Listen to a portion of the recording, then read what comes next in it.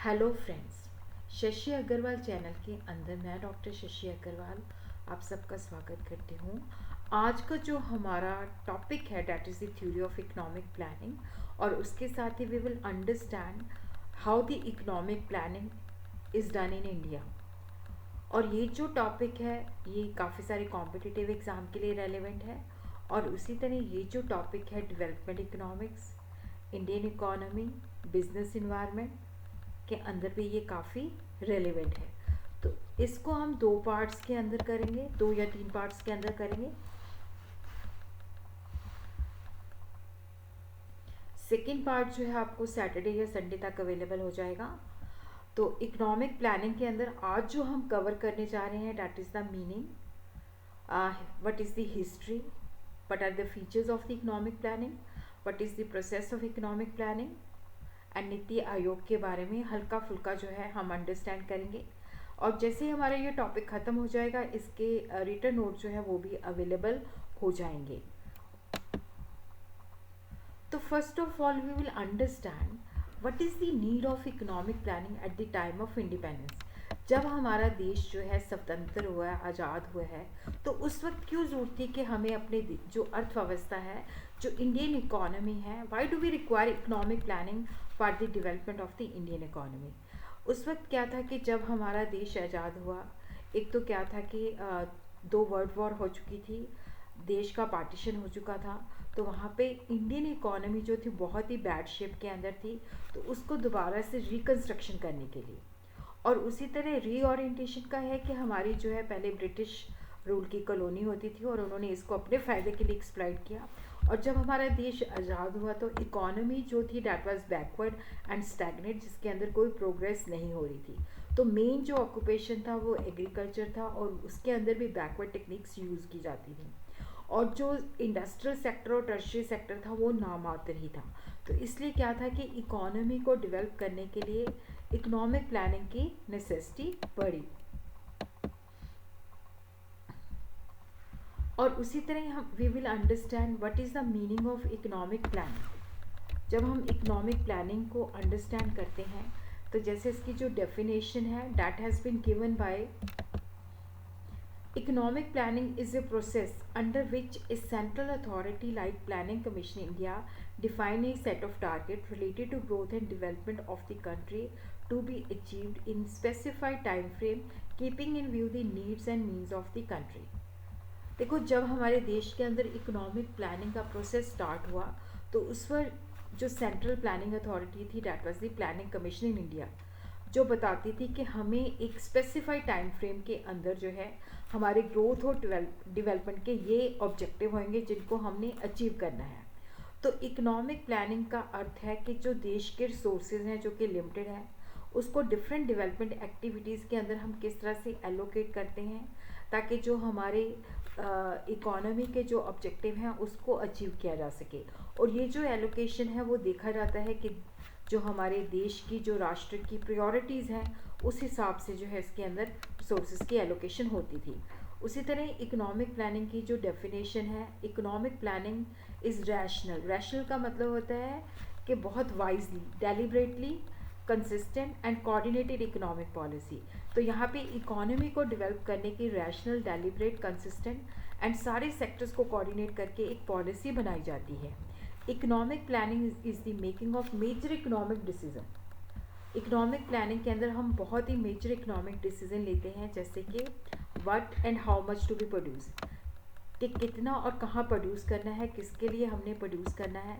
तो यहाँ पे ये जो डिसीजन है they are taken by the एक अथॉरिटी, और जो कि पूरी इकोनॉमी का डिटेल के अंदर जो है सर्वे करती है कि हमारे पास क्या है, कि फिज़िकल रिसोर्सेज क्या हैं, हमारे देश के जो है क्या ज़रूरतें हैं, जिसके हिसाब से हमने अपनी इकोनॉमी को डेवलप करना है।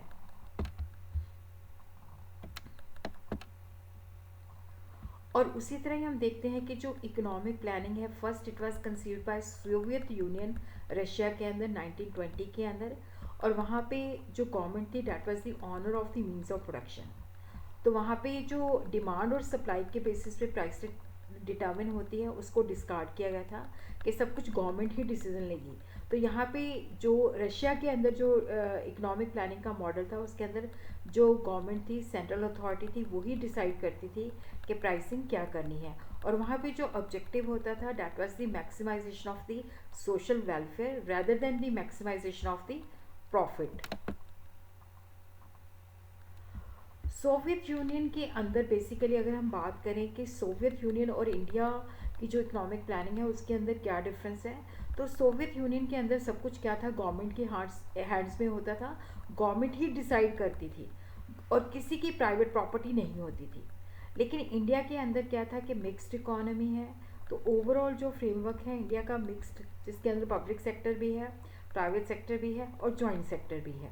तो इंडिया के अंदर क्या है कि planning with the private ownership of the production, तो यहाँ पे प्राइवेट सेक्टर भी एग्जिस्ट करता है, पब्लिक सेक्टर भी एग्जिस्ट करता है, ताकि इकोनॉमी को डेवलप किया जा सके।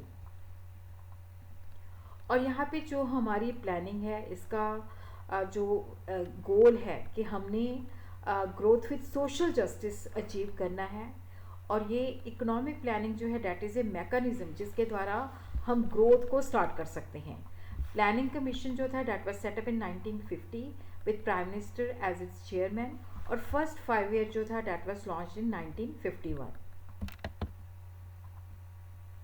और उसी तरह हम देखते हैं कि फॉर 6.5 डिकेड्स 5 ईयर प्लान जो थे that was formulated by the planning commission, लेकिन जनवरी 1 2015 से planning commission has been replaced by the NITI Aayog which is called national institution for transforming the India,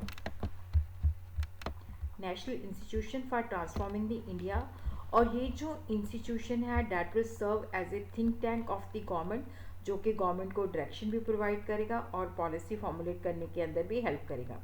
और उसी तरह यहाँ पे जो नीति आयोग है गवर्नमेंट को सेंट्रल लेवल पे, स्टेट लेवल पे स्ट्रैटेजिक और टेक्निकल एडवाइस भी प्रोवाइड करेगा, और जिसके अंदर क्या है कि जो नेशनल और इंटरनेशनल इंपॉर्टेंस के मैटर्स हैं उनको भी कंसिडर किया जाएगा, और इंटरनेशनल से जो बेस्ट प्रैक्टिसेस हैं और जो हमारे देश से बेस्ट प्रैक्टिसेस हैं उनको अडॉप्ट किया जाएगा।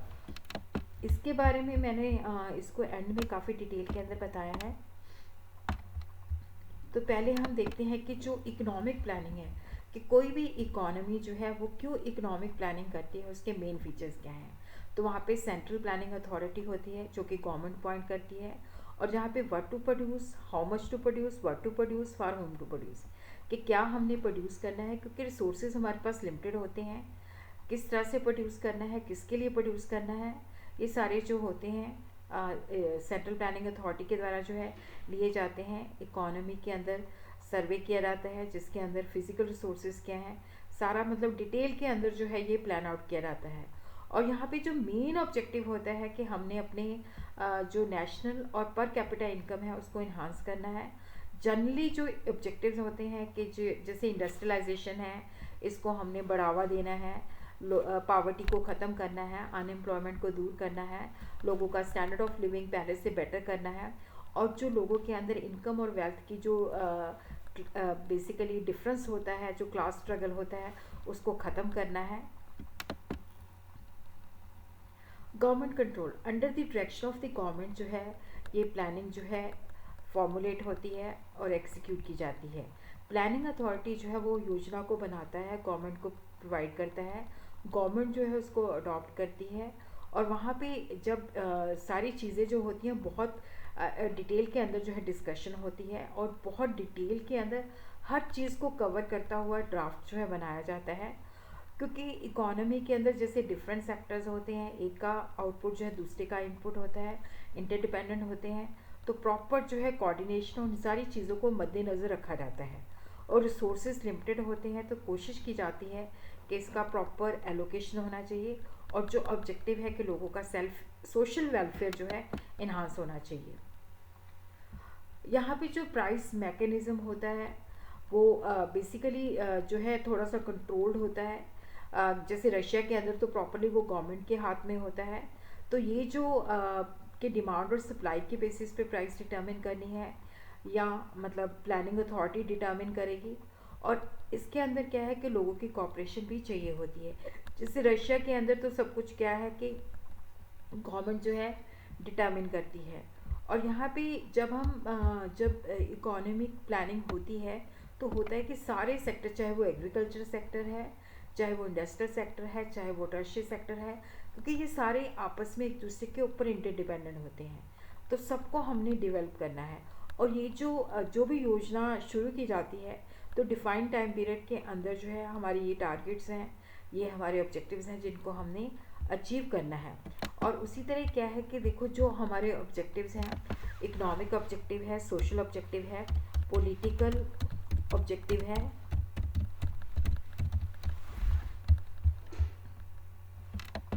तो सबसे पहले हम देखते हैं इकोनॉमिक ऑब्जेक्टिव। यहाँ पे जैसे इंक्रीज इन, देखो यहाँ पे जो हमारा उद्देश्य है कि हमारी जो नेशनल इनकम है, पर कैपिटा इनकम है, उसके अंदर वृद्धि होनी चाहिए। जैसे डिफरेंट सेक्टर जो हैं उनको डेवलप किया जाता है, पॉपुलेशन को कंट्रोल करने की कोशिश की जाती है ताकि पर कैपिटा इनकम इंक्रीज़ हो सके, क्योंकि जब लोगों की पर कैपिटा इनकम इंक्रीज़ होगी तो वो चीज़ों की डिमांड करेंगे, तो जिससे और निवेश होगा, और जिससे क्या होगा कि इकोनॉमी के अंदर जो है एक इकोनॉमी डेवलपमेंट का साइकिल जो है शुरू हो जाता है, और जिसके बेसिस पे क्या होगा कि प्रोडक्शन भी इंक्रीज़ होगी, तो वो मल्टीप्लाइंग इफेक्ट होगा। Reduction of inequalities in income, देखो यहाँ पे क्या है कि जैसे रिच और पुअर के बीच में गैप को रिड्यूस करना, तो इकोनॉमिक ग्रोथ जो है विद सोशल जस्टिस, जो कोशिश करना कि लोगों के बीच में जो है इनकम इनक्वालिटीज़ जो है, क्लास स्ट्रगल जो है ख़त्म होना चाहिए। उसी तरह कुछ एरियाज ज़्यादा डेवलप हो जाते हैं, कुछ एरियाज कम हो जाते हैं, तो यहाँ पे जो रीजनल इम्बैलेंसेस हैं उनको ख़त्म करना, मतलब सब एरियाज़ के अंदर जो है एक जैसे होने चाहिए, ताकि उनके अंदर ये नहीं है कि ये वाला हिस्सा ज़्यादा, पंजाब ज़्यादा डेवलप है, राजस्थान बैकवर्ड है, हरियाणा बैकवर्ड है। तो यहाँ पे रीजनल इम्बैलेंसेस जो होते हैं उनको कम करने की कोशिश की जाती है कि हर एक स्टेट जो है, स्टेट के अंदर भी जो है हर जो है, मतलब जो भी सिटीज़ हैं, विलेजेस हैं, उनको प्रॉपरली डेवलप किया जाए, उनके अंदर जो डिफरेंस होता है उसको ख़त्म किया जाए। प्राइस स्टेबिलिटी के अंदर क्या होता है कि जो प्राइसेस हैं उसके अंदर बहुत ज़्यादा फ्लक्चुएशन नहीं होनी चाहिए। इन्फ्लेशन और डिफ्लेशन की जो सिचुएशन है उसको किस तरह से ख़त्म करना है, और पूरी जो इकोनॉमी है उसके सारे सेक्टर्स को डेवलप करना है, ताकि जो लोगों का पावर्टी का विशेष सर्कल है, विशेष सर्कल होता है कि जिसके अंदर कॉज भी वही होता है, इफेक्ट भी होता है। जैसे लोग पुअर हैं तो इसकी वजह से क्या होता है कि उनकी जो है इनकम लो होती है, इनकम लो होती है तो डेफिनेटली उनकी सेविंग भी लो होती है, तो जिसकी वजह से क्या होता है कि उनको जो है प्रोडक्टिविटी भी लो होती है, तो जिसकी वजह से क्या होता है अगेन उनकी इनकम भी लो होती है। तो जो गरीब लोग होते हैं वो गरीबी के दुष्चक्र के अंदर फंसे होते हैं, क्योंकि वो कॉज भी होता है, इफेक्ट भी होता है, क्योंकि पावर्टी की वजह से क्या होता है कि वो अपने आप को एजुकेट नहीं कर पाते, डेवलप नहीं कर पाते, जिसकी वजह से क्या है कि उनको बेटर अपॉर्चुनिटीज़ नहीं मिल पाती, और जिसका रीज़न भी होता है कि बेटर अपॉर्चुनिटी नहीं मिल पाती तो उनकी इनकम का लेवल भी लो होता है। और उसी तरह देखो जो हमारे फुल एम्प्लॉयमेंट का मतलब होता है कि जो प्रिवेलेंट वेज रेट है, जो लोग काम करना चाहते हैं सबको काम मिलना चाहिए, तो वहाँ पे अनएम्प्लॉयमेंट को ख़त्म करना, उसको रिड्यूस करना। और उसी तरह जो हमारे पास लिमिटेड सोर्सेज हैं उनकी प्रॉपर यूटिलाइजेशन करना, जो देश की प्रायोरिटीज़ हैं उसके हिसाब से एलोकेट करना। सेल्फ सफिशेंसी का मतलब है कि जैसे हम लोग कई बार बहुत सा इम्पोर्ट करते हैं ताकि दूसरों देशों के ऊपर डिपेंडेंस कम हो, हमारे देश के अंदर ही वो चीज़ें बननी चाहिए, और हमारी इकोनॉमी को रिकन्स्ट्रक्ट करना, उसके अंदर जो है ट्रांसफॉर्मेशन लाना। सोशल जो ऑब्जेक्टिव है कि जैसे लोग बहुत पुअर होते हैं तो उनको सोशल सिक्योरिटी प्रोवाइड करना ताकि उनकी एक्सप्लेशन ना हो, उनको प्रॉपर जो है वर्किंग अपॉर्चुनिटीज़ प्रोवाइड करना। सोशल इक्वालिटी का मतलब है कि सबको इक्वल अपॉर्चुनिटीज़ देना। तो यहाँ पे जो मेन ऑब्जेक्टिव जो है सोशलिस्टिक पैटर्न ऑफ सोसाइटी को इस्टेब्लिश करना ताकि लोगों की जो है मिनिमम ज़रूरतें जो हैं पूरी हो सकें। पॉलिटिकल ऑब्जेक्टिव का मतलब होता है इस्टेब्लिशमेंट ऑफ पीस, जिसके अंदर क्या है कि देखो क्लास स्ट्रगल नहीं होना चाहिए, और जो है कि हमारा देश जो है सेल्फ सफिशेंट होना चाहिए। अनएम्प्लॉयमेंट को दूर करना, पावर्टी को दूर करना, क्राइम को नेचुरली ये सारी चीज़ें दूर हो जाएंगी तो क्राइम भी दूर हो जाएगा। हमारे डिफेंस सिस्टम को स्ट्रॉन्ग करना ताकि हमारा देश जो है सेल्फ सफिशिएंट हो, इसको कहीं से भी खतरा ना हो, डिफेंस इसका मजबूत हो। ओवरऑल ऑब्जेक्टिव जो है जस्ट एंड डेवलप इकोनॉमी, ताकि जो हमारे रिसोर्सेज हैं उसकी प्रॉपर जो है यूटिलाइजेशन होनी चाहिए। और उसी तरह ही हम देखते हैं कि what is the difference between the objective of planning and objective of plans. देखो यहाँ पे जब हम ऑब्जेक्टिव ऑफ प्लानिंग का बात करते हैं तो लॉन्ग जो ऑब्जेक्टिव हैं कि जैसे हमने ग्रोथ को सस्टेन करना है, सोशल जस्टिस जो है अचीव करना है, रिसोर्सेज की प्रॉपर यूटिलाइजेशन करनी है।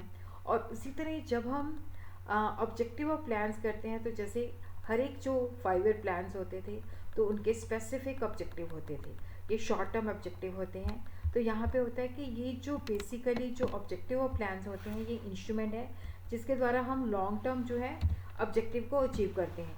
जैसे फर्स्ट 5 ईयर प्लान के अंदर जो फोकस था एग्रीकल्चर को ज़्यादा प्रोडक्टिव बनाना, उसको मॉडर्नाइज करना। सेकंड प्लान जो है उसकी यील्ड को इंक्रीज़ करना।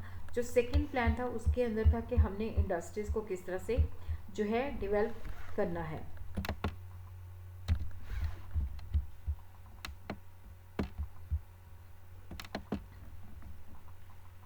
सो प्रोसेस ऑफ प्लानिंग के अंदर देखो जो फॉर्मुलेशन है, अर्लियर जो था that was perform by the planning commission, जो कि फिजिकल टारगेट्स और फाइनेंशियल सोर्सेज का ड्राफ्ट तैयार करते थे और ये काफ़ी डिटेल के अंदर होता था और इसको गवर्नमेंट जो है अप्रूव और अडॉप्ट करती थी।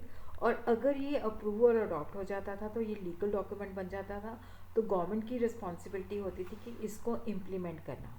और जैसे डिफरेंट डिपार्टमेंट जो थे वो प्लानिंग कमीशन की सहायता से इसको इम्प्लीमेंट करते थे। और प्लानिंग कमीशन जो है इनके ऊपर सुपरविज़न भी करता था कि जो हमने सोचा है उसके मुताबिक काम हो रहा है या नहीं हो रहा।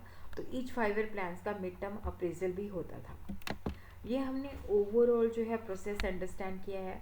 अब हम देखेंगे कि जो इंडिया के 5 ईयर प्लान्स थे उसके सेलियंट फीचर्स क्या हैं। डेमोक्रेटिक, डेमोक्रेटिक का मतलब है कि while formulating A 5 year plans opinion of various types of the government, various organization, institution, expert जो है उनको ड्यू इम्पोर्टेंस दी जाती है।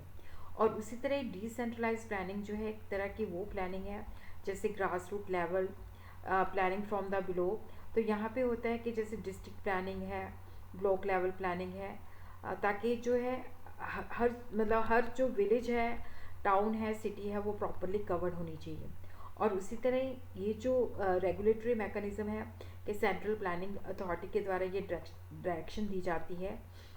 यहाँ पे जो प्लानिंग कमीशन है वो रेगुलेटरी का काम भी करता है। जैसे सेंटर और स्टेट के अंदर कोऑर्डिनेशन के लिए एक नेशनल डेवलपमेंट काउंसिल भी जो था 1952 के अंदर जो है वो सेटअप किया गया था। और उसी तरह क्या है कि यहाँ पे सेंट्रल और स्टेट प्लान दोनों ही होते थे। तो यहाँ पे सेपरेट आउटले जो है वो सेंट्रल प्लान और स्टेट प्लान के लिए रखा जाता था।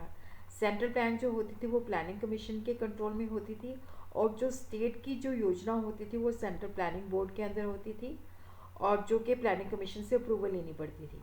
और जो इंडिया के 5 ईयर प्लानिंग थे यहाँ पे मतलब पब्लिक सेक्टर और प्राइवेट सेक्टर के लिए भी क्या है आउटले जो है सेपरेट रखा जाता था। और उसी तरह क्या है कि तो यहाँ पे periodic plan, one of the important feature of the Indian planning has adopted the plan of 5 years having 5 separate annual plan component.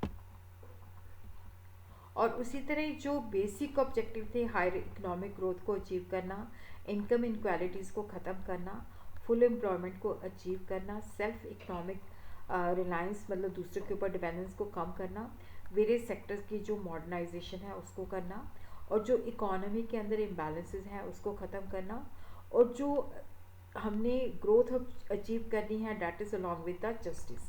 तो अब जो है ये नीति आयोग के द्वारा जो है किया जाता है, जिसको हम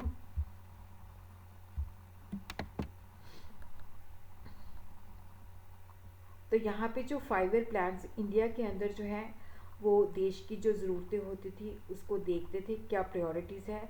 कोशिश होती थी कि हमने रीजनल डेवलपमेंट जो बैलेंस रीजनल डेवलपमेंट करनी है। और यहाँ पे क्या था कि जो बेसिक इशू या प्रॉब्लम्स हैं उनको किस तरह से हमने ख़त्म करना है।